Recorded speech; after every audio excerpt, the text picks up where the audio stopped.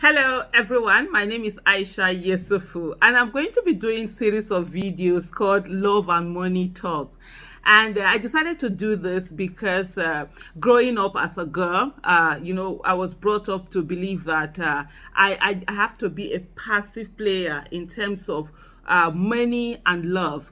And these are things that are so important in life. And I find that a lot of women up to today, that's the way they live their lives, being passive players when it comes to love, being passive players when it comes to money. And I love this generation of women, this young generation of women that are scattering the status quo, the norm. They're going out there, being financially independent, seeking out love on their own, shooting their shots, not allowing themselves to be held back the way my own generation were being held back. But I was sort of like a rebel. I've always been a rebel all my life, and I did things slightly differently. And so I felt, let me share my story, let me talk about these videos, and let me talk about these issues, and then probably someone out there will learn something. You might learn something, who knows?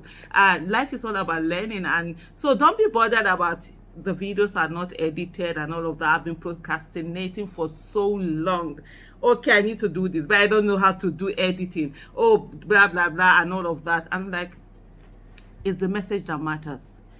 Somebody, even if it's one person that gets something out of it, for me, that's okay. That's amazing. That's all that matters.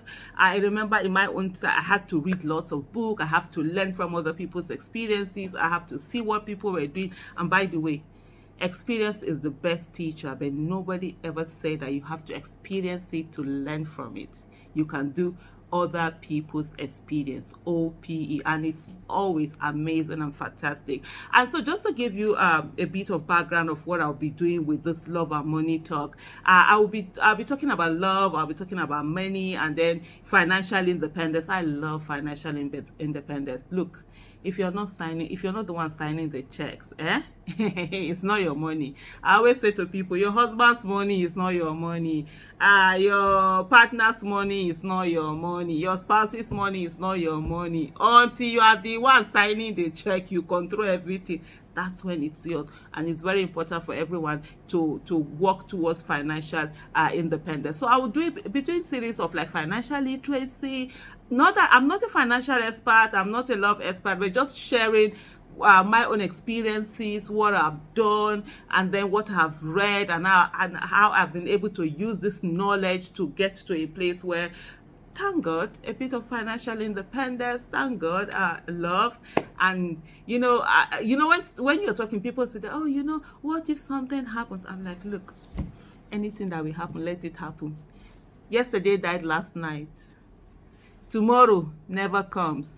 You only have today. Have fun today and enjoy it. If the relationship scatters, yeah, you move on to the next best relationship. That's it. It doesn't mean that, oh, you stay in one place and, oh, I'm afraid to talk about it, so that what if it spoils? Oh, if it spoils, it spoils. You move on. But the time you would have had together, you would have had an amazing time, and that's what really matters. So I'll be doing this series of talk, and of course, I'll keep it like maybe like 10 minutes, not more than 10 minutes, and then we'll go from there. One of the things that I find very funny today, just on this video, I'm just going to be rambling on different all sorts of, but subsequent video we pick particular topic or subject, and then we'll talk about it. If we are unable to finish it, we take it on to the next one, and so on and so forth. But so first of all, in terms of financial the money part of it, I'll be talking about like financial literacy, doing business, how to do business. I've never worked in my life. When I say that, people say, oh, but you've been working. I've never worked in like corporate organization and all of that. I'm a market woman. I've been doing businesses the year 2000. So it will be 21 years this year that I've been doing business. I buy and sell. I build houses. I buy lands. Sometimes you keep them, investments and all of that. So these are all the things that I'll be talking about. So in terms of money, I'll be talking about things like financial literacy, the knowledge of money, how money works, and then how you get it to work for you. And one of the books that please get that book, please, if there's nothing, The Richest Man in Babylon. Oh love, I love that book. Oh God, George C. Clare, is it George Clason? Oh my goodness, no, George S. Clason, George Samuel Clason. I love that book. It literally changed my life. And today I will tell you, it's one of those where anytime you ask me, I will just say, go get it. And it talks about money being slaves, and that when you earn money, they're supposed to work for you. It's not for you to just get them and start using them. And so we'll be talking about financial literacy, financial independence. By the way, financial independence is when your passive income can take care of your expenses. As in passive income, money you no longer have to work to earn them. You've already done the work and they are coming in. You no longer have to work to earn them. So those are part of the things that we're going to be talking about. And then in terms of love, different things, as in, first of all, loving yourself. I think a lot of people forget that when you're talking about love, the first thing people think about is how do you love somebody else, or how do you love either a partner, a spouse, your child, or colleague, or whatever. Oh boy, the first person or the first thing you're supposed to love is yourself. When you love yourself, you found your happiness, then you can spread the love. But many people think that they're going to find their happiness in someone or in somebody, some relationship. You see people jumping from one relationship to another when they have not even found relationship with themselves. Already different topics I'll be talking about. So we'll be talking about all of these things, and just finding yourself, loving yourself, accepting yourself for who you are, and then going on to be that. And most importantly also is the fact that you should know that if you have somebody that you're interested in, go for it, whether you're male or female. I've never waited for any man to come and toast me. I cannot be a passive participant in a relationship. I want to be an active participant. So I find it funny when women say, oh, they're waiting for the man. You love somebody, you cannot approach, you're waiting for him to come. So if the person doesn't come, that's it. Or you only went out with people who came and first of all toasted you. That's what we used to call it during my time. I don't know what they call it now. I cannot. So I will not be waiting. It's only the people that come and toast me that I will not choose for. No. In terms of love, I look for who is it that I want, and I go for it. And if the person says no, so be it. What's the big deal? You move on to the next thing. And in subsequent videos, of course, you get to hear how, oh my goodness, I always talk about this in secondary school.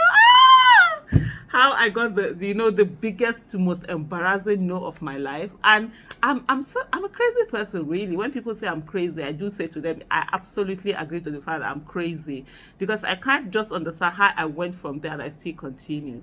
I never stopped. Now, about 2 years ago, I was just sitting and I thought that, oh my goodness, I have never gone out with anybody who came to ask for me first. I always had to be the person chasing.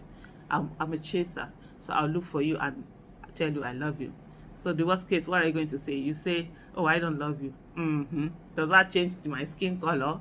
Does that remove the pimples in my face? Does it change? It doesn't change anything. I'm still who I am, and I move on to the next thing. So those are some of the things, a series of things that we'll be talking about, and subsequently, hopefully, you get this and it makes impact. Today, this one is basically me putting myself out there because I need that push.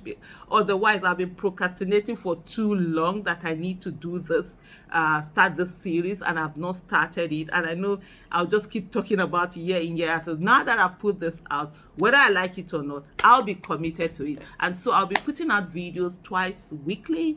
On one of the days, I'll choose the days. One of the days will be just for love. The other one will be for money. These are the things that make the world go round. You need love, you need money, and these things work hand in hand together. Don't just wait and just wait for life to happen to you. Wait for, oh, this money to just come in. Or if you're a woman, maybe you marry somebody who has money or any of that. Nah, who has time? You must own your own money. Have your own money. And one of the advice I always say to a woman is that if you're not able to buy the car, don't ride it.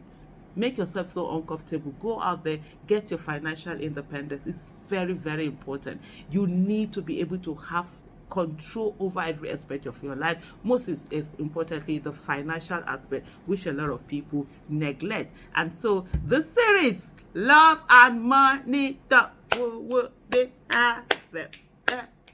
anyway, did you watch to the end? You try. Well done. See you in the next video. Bye.